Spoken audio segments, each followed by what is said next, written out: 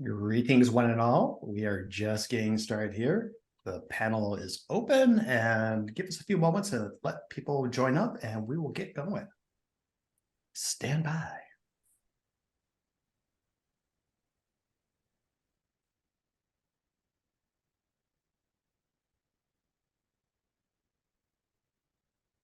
John, as we wait to get everyone online there, what tea are you drinking this morning or this afternoon? I've got a nice green I'm enjoying, Japanese sencha. How about you?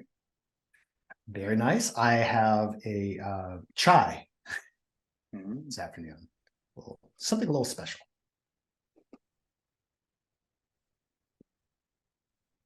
Specifically, I think it's the 500-mile chai. I recently ran out of my favorite go-to black tea, so I've got that ordered.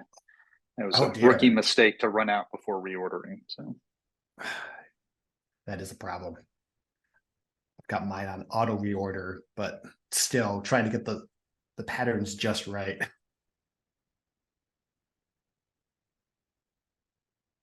Folks, we'll give it just another minute or so, and then we'll get started.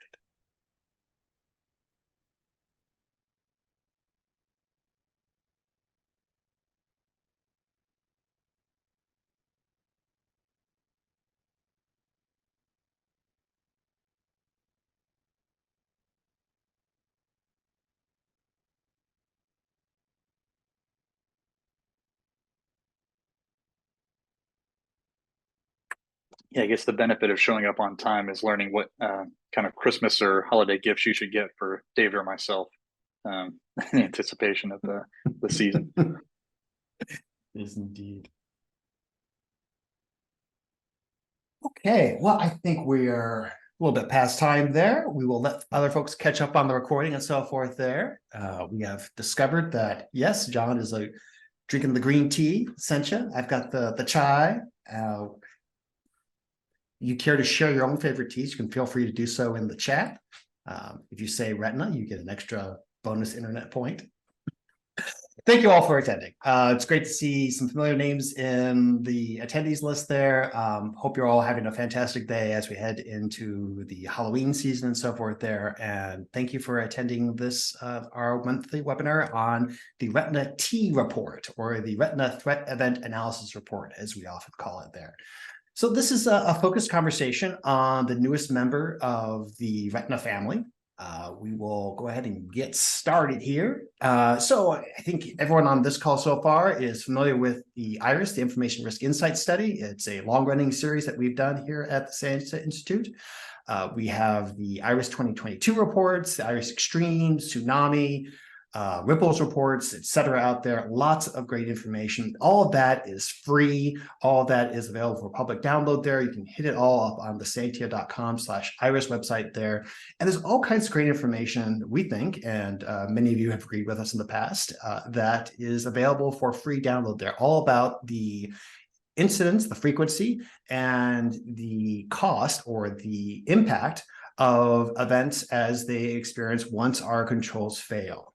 The Retina T report is the latest in our Retina series. This is a commercial offering that we have, not available for free public download, but available for download for a nominal cost, a mere bagatelle, that focuses on threat event analysis. And what is it, though? So talking a little bit more about what is the T, I mentioned it's the Threat Event Analysis Report because we love puns here, whether it's Star Wars jokes or Iris jokes or Vision jokes. What can I say? It lightens up the day from the analysis. And what the T does is it focuses upon the who, what, and how behind all of the IRIS events. So in the IRIS series, we're working with primarily the Xyway, formerly known as Advisen cyber loss data set there, in addition to some additional enrichment that we have brought into the data set, which we'll be talking mostly about in this conversation. And we're taking those thousands of events, tens of thousands of events, and we're looking across a 10-year span, which grows across many different industries, almost all of them, growing across many different geographies there, worldwide there. And we are developing that insight into who's doing what and how are they accomplishing those nefarious goals.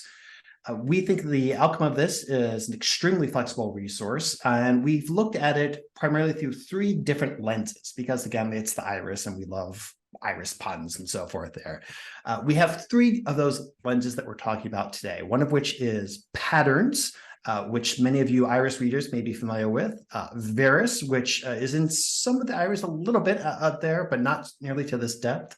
And we have the MITRE ATT&CK framework there, which I think we've mentioned a little bit in the IRIS 2022 report there, but have not gone into extensive depth. You can't throw a somewhat dead cat around without hitting a MITRE ATT&CK reference these days, and we are no different because we love including that. I should mention as we go through this that yes, this webinar is being recorded there. So if you miss something through the conversation there, you can always go back and catch the replay. If you have questions, please feel free to use the Q&A dialog box there. We don't have tons and tons of material to go through here, so we'd love to have any questions that you have come up, and we'd love to be able to address those. I am not great at interactive questions while speaking, so John will pick up those and I'll pick up those while he's speaking, but we may just have to do them at the end too. So we will do our best. So many of you are familiar with the IRIS reports, which are these big longitudinal studies. We have the Retina series focused upon specific industries, but who is the T report really written for? Well, we think it's for a lot of people. We think there's a role for risk managers out there, security architects, incident responders, the list goes on. And we think there's a role there for you as well. This is all about how can we help you spend more time doing risk management and less time doing risk analysis. If you have all of the incidents within your organization or whatever sphere that you're trying to manage extensively indexed and cataloged and triaged and cross-mapped to all these different things there, that's great.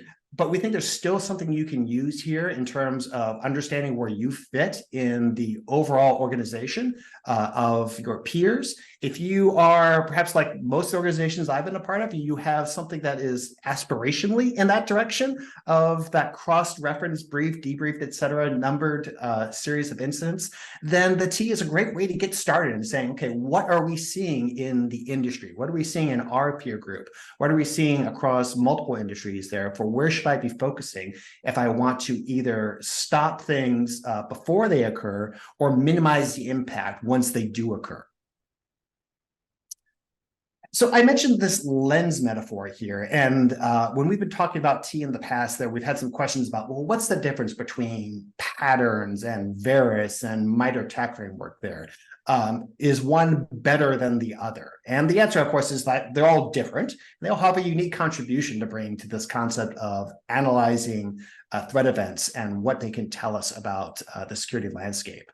From a very high level, we have patterns, which are kind of the macro level there. If you're familiar with some of the concepts you might have seen I think it was the first occurrence I saw of these was in some of the early DBIR reports on these collections of events that are kind of grouped into categories that people you might find discussed within a board level conversation. So ransomware, for instance, there, or system intrusion, or insider threats, which are common labels, but not necessarily the very rigorous scenario definition you might have from a quantitative risk scenario, for instance.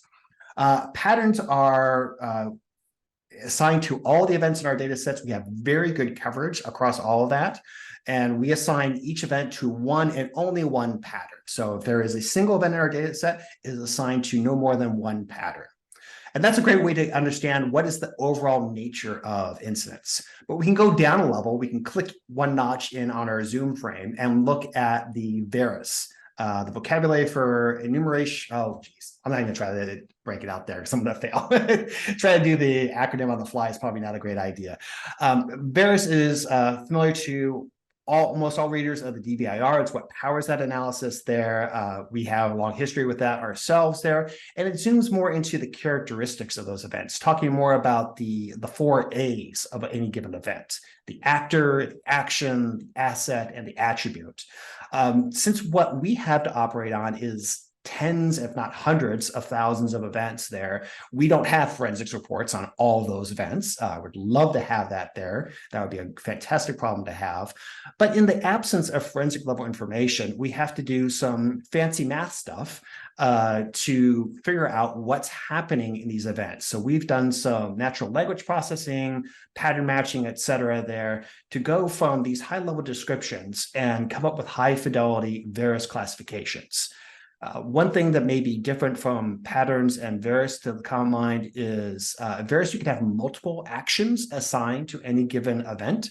So an event may have a one action that was involved, but may have other actions that were also present in that event. So when we talk about frequency in terms of various types of actions, it is important to keep in mind that an event can appear in multiple locations when adding up percentages, et cetera. And then MITRE ATT&CK is, by some definition, you might think of that as kind of the micro close-up view of these events. So the MITRE ATT&CK framework there has become extremely popular. It's a very in-depth model. I think up to 13.2 or something like that versions of the attack framework. So it's fast-moving as well, as you have to be in this space. And it's a deep focus on the classic TTPs, tools, techniques, and processes of attackers that are being used out there.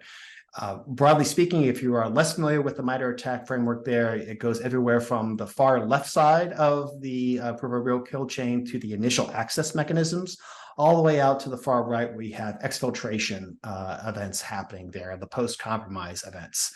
And it's a great way of standardly talking about in a standard fashion what's happening, who's doing what, and what are their gains, what are their tools and techniques in that process. So each of those has a different level of detail. Each of those is very useful to understand different types of events.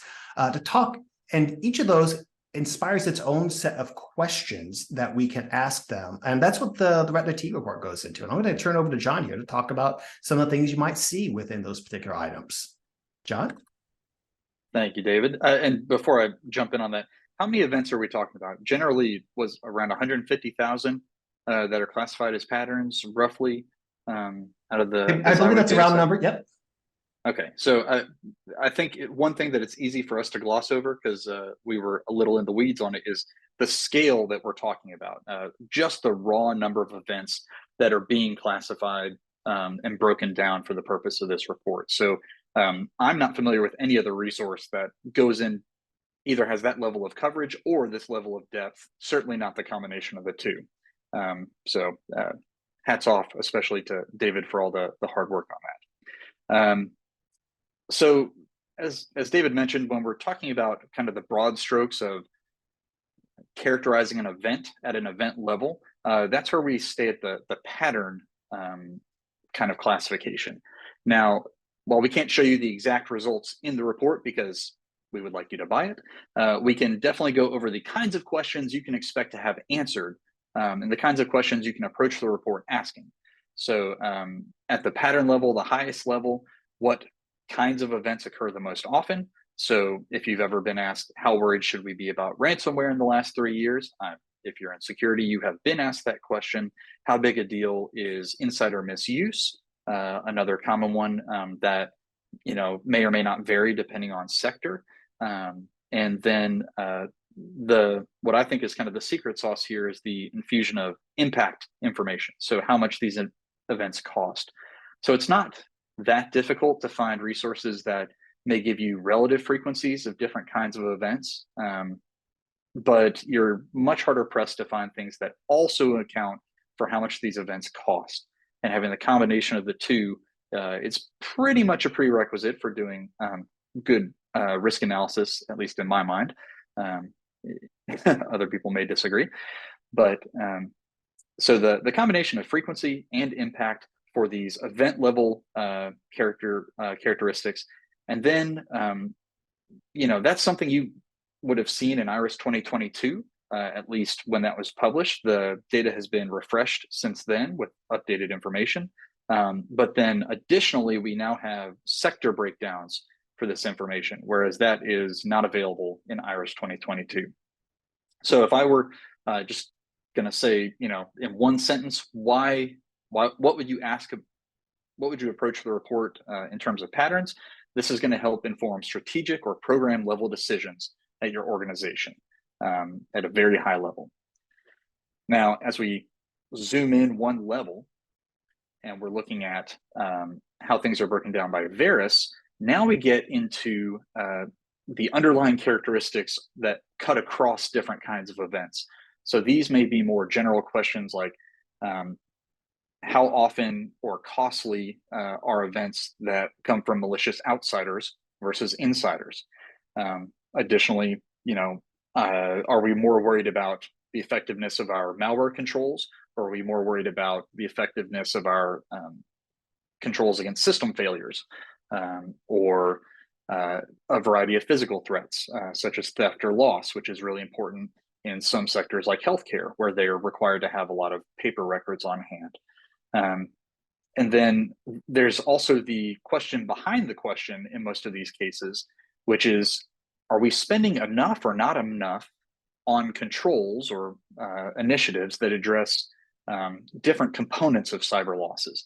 All that to say, this can help you understand and describe the kinds of threats that are being experienced across various industries, but it can also help evaluate the value of the controls that you're either considering or implementing in your own environment. So it kind of gets to the control level decisions that you may encounter once you've been informed by pattern level information about the broad event types facing your sector or your revenue category. Now you can zoom in a little more and figure out, okay, exactly how might this control affect this, most frequent type of event component, whether that's the kind of data that is contributing the most to losses, whether it's personal information or corporate, sensitive information, whether you're talking about the, effects on servers versus personal devices and how those relate to losses. All of this is what you're going to find with the VARIS-oriented information. And John, I have to add in there, I think that this is the first time across all of our published research that we've gone into this level of detail in terms of recommendations on controls.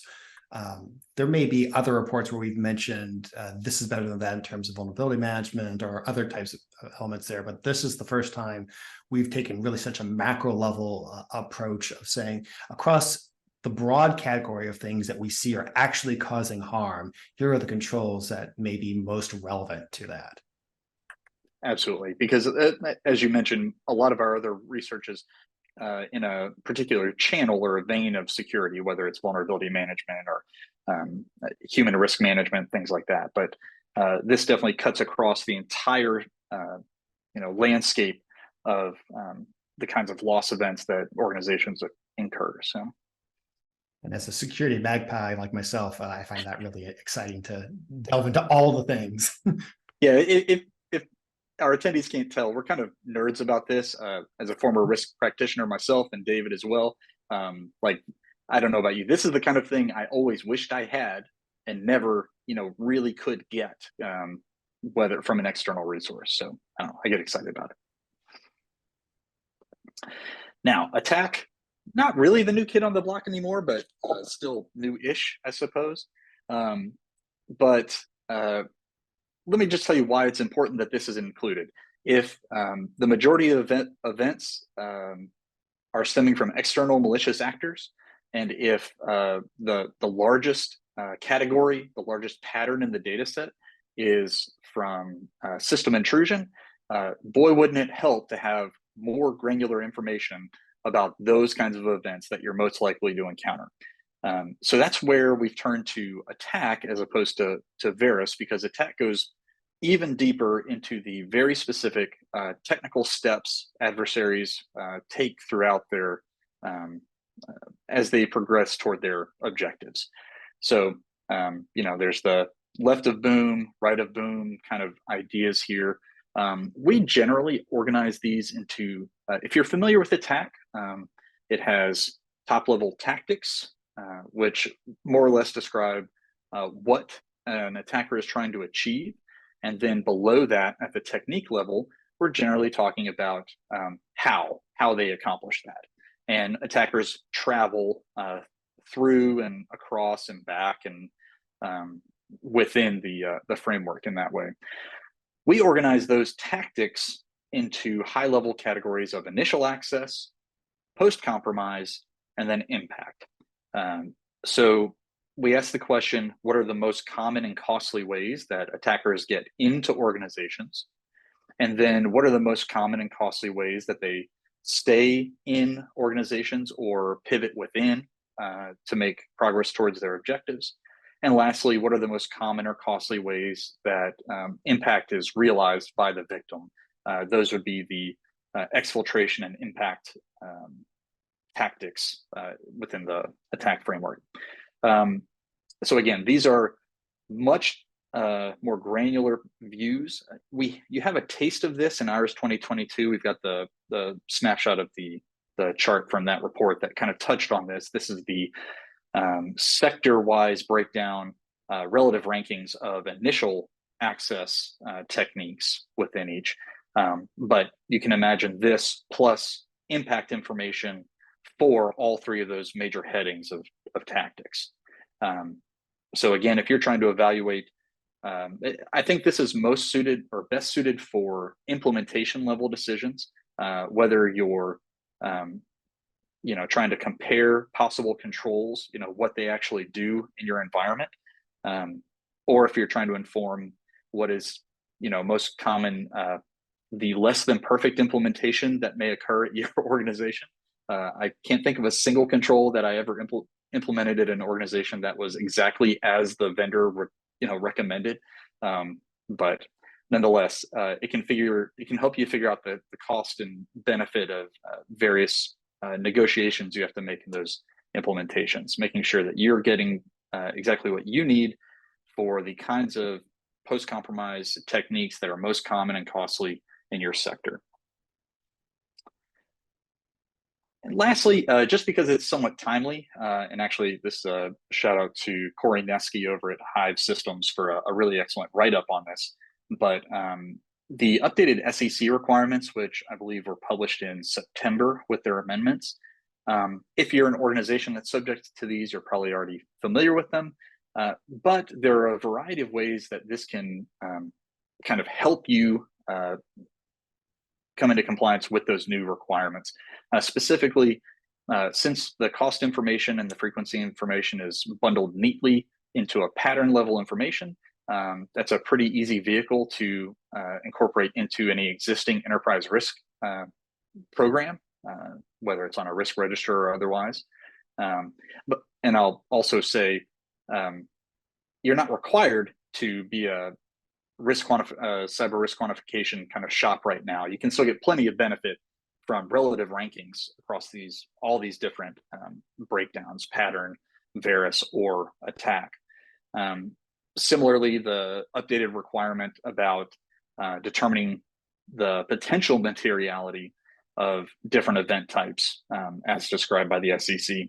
Again, knowing how much they've cost in the past, probably helpful if you're trying to determine how much it's going to cost in the future and whatever materiality kind of calculation you use, whether or not it would trigger that threshold.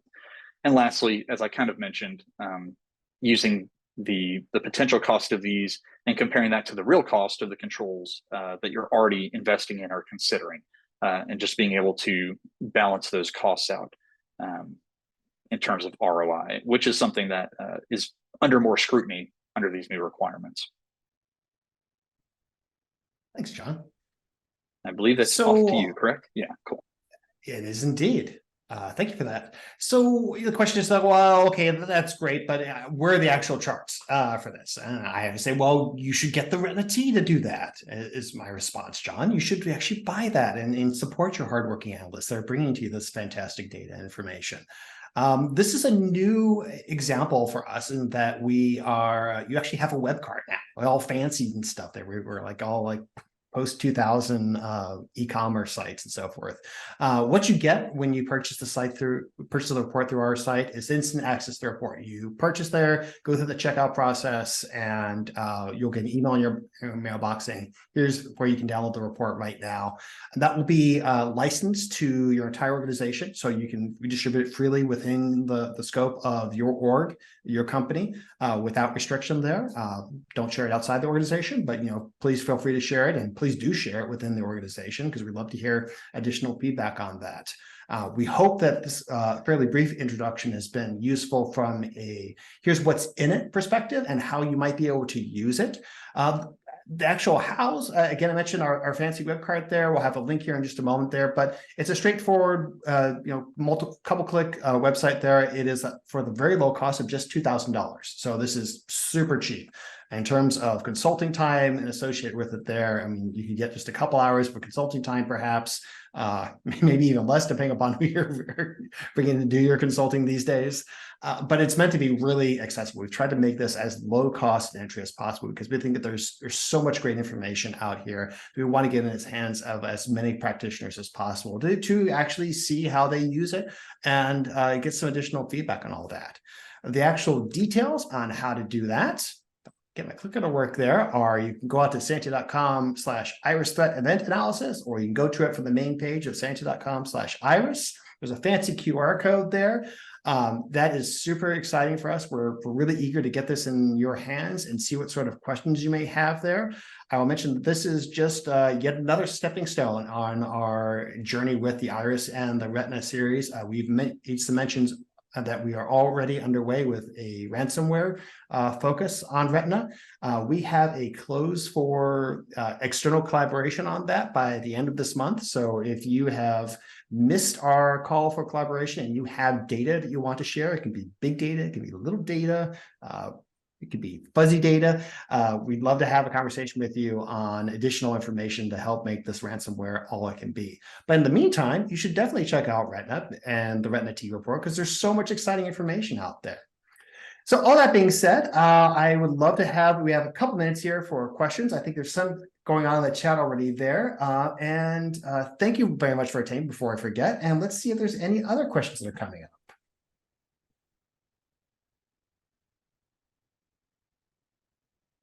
Yes, John. Nice to see you again there. The SEC stuff is particularly interesting there.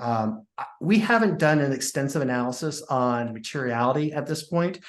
We have done some work, however, in the past in the IRIS series about the losses as they relate to the percentage of a firm's revenue size. In particular, I am thinking of one particular chart, the number which is going to escape me, showing the distribution for small, medium businesses versus those of 50 million and above there, if I remember the breaks correctly, which is certainly very relevant to that conversation. Because I'm not solely limited to Scientia products there. I know the FAIR Institute has recently released something. I think, how material is that hack? If I remember the URL correctly, howmaterialisthathack.com. It gives some additional guidance for the FAIR Institute's thinking on that. They have a whole methodology that they are suggesting out there. I haven't gone through all of that documentation yet myself, but generally all the stuff they come up with is always thought-provoking. So I encourage you to check out that as well. My pleasure. And if there's other questions there, please chime in on the chat. If we missed something there, or you have additional questions about how you might be interested in using the Retina T there before you actually purchase it there, certainly happy to have that conversation. Drop us a line at info@scientia.com. You can also find contact forums out on our website. And with that, I think I'll wish you everyone a happy Halloween. Info@scientia.com. Thank you so much. Take care, Thanks, everybody. everybody.